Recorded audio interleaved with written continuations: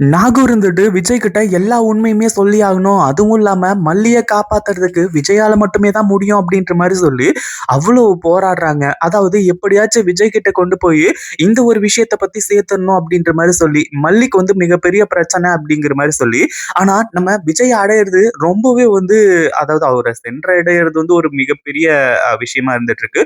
ஏன்னா அடையறது அப்படின்றதுக்கான நோக்கம், அதாவது அதோட எண்ணம் வேறையா இருக்கு இல்லையா? அதனால அவரோட சென்ற அடையறது வந்து ரொம்பவும் வந்து ஒரு மிகப்பெரிய விஷயமா இருந்துட்டு இருக்கு. ஆனா அதே சமயத்துல விஜய பார்த்து இன்னைக்கு உண்மைய சொல்லிதான் ஆகணும். இவங்க யாரு என்ன பண்ணாலும் சரி, தடுத்தாலும் சரி அப்படின்ற மாரி வந்து சொல்லி, நம்ம நாகு வந்துட்டு கடைசியில விஜய் கிட்ட எல்லா உண்மையுமே சொல்லப் போறாங்க. உண்மையிலேயே நம்ம மல்லிக்கு மட்டும் மிகப்பெரிய ஆபத்து அப்படின்ற ஒரு விஷயம் விஜய்க்கு தெரிய வருது அப்படின்னா, அடுத்ததா நம்ம விஜய் இருந்துட்டு கண்டிப்பா இந்த கல்யாணத்த தடுத்து நிறுத்திட்டு போவாரு அப்படின்றதுல எந்த ஒரு சின்ன சந்தேகமும் கிடையாது. அப்படி உங்களுக்கு சந்தேகம் இருக்கு. அதுவும் இல்லாம விஜய் கண்டிப்பா இந்த கல்யாணத்த முடிச்சுட்டு தான் மல்லிக்கு ஒரு ஆபத்துனா கூட வந்து போவாரு அப்படின்ற மாரி நினைக்கிறவங்க, மறக்காம கீழ கமெண்ட் பண்ணுங்க. இல்ல விஜய் இப்படிதான் மல்லிக்காக வந்து ஓடோடி போவாரு அப்படின்றவங்க, மறக்காம இந்த வீடியோ கீழ ஒரு ரெட் கலர் ஹார்ட்ட கமெண்ட் பண்ணி அந்த ஒரு விஷயத்த வந்து தெரியப்படுத்துங்க. அதே மாதிரி இப்ப என்ன ஆச்சு அப்படின்னா, நம்ம விஜய் இருந்துட்டு உள்ள இருந்து பார்க்குறாரு. ஏன்னா இங்க யாருமே இல்ல. ஒரு பக்கம் ராஜேஸ்வரி, அடுத்ததா இந்த நிஷா, இவங்க எங்க போயிட்டாங்க அப்படின்ற மாரி வந்து சொல்லி விஜய் இருந்துட்டு அதாவது அவர் பாட்டுக்கு இருந்துட்டு இருக்காரு. ஆனா இவங்க தான் வந்து அவரோட வந்து சீண்டிக்கிட்டு இருக்கிறது. அதே சமயத்துல நாகு இருந்துட்டு உண்மைய சொல்லிடலாம் அப்படின்ற மாரி போம்போது, வெளியவே நிக்க வச்சு இந்த ராஜேஸ்வரியும், நிஷாவும் இருந்துட்டு நம்ம நாகுவ வந்து உள்ள போக்கூடாது அப்படின்ற மாரி தடுத்துக்கிட்டு இருக்காங்க.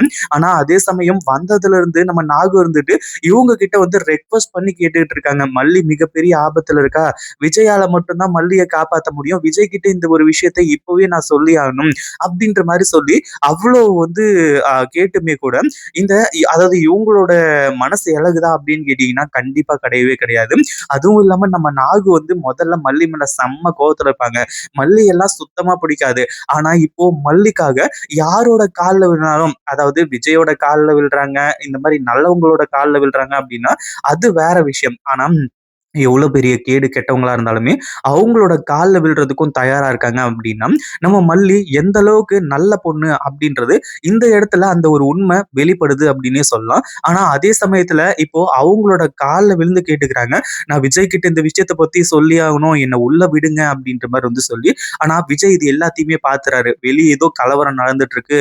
ஏதோ சில விஷயங்கள் நடந்துட்டு இருக்கு அப்படின்றத புரிஞ்சுகிட்டு, அவரே கிளம்பி வெளிய வர ஆரம்பிச்சுறாரு. அதுக்கப்புறம் தான் வந்து இந்த நாகு அதாவது ராஜேஸ்வரி, அதுக்கப்புறம் நிஷா இவங்க 2 பேரையும் அ அதட்டிட்டு, அடுத்ததா நாகு கிட்ட கேட்குறாங்க. "என்ன நடந்துச்சு? எதுக்காக வந்து இங்க வந்து இவங்க கிட்ட கேட்டுக்கிட்டு இருக்கீங்க? மல்லி வந்திருக்காளா? மல்லி வந்து மல்லி கிட்ட நான் பேசணும்." அப்படின்ற மாரி சொல்லும்போது, கடைசில தான் உண்மை என்ன அப்படின்றத நம்ம விஜய் தெரிஞ்சுக்கிறாரு. அப்பதான் மிகப்பெரிய அதிர்ச்சிக்கும் ஆகுறாரு.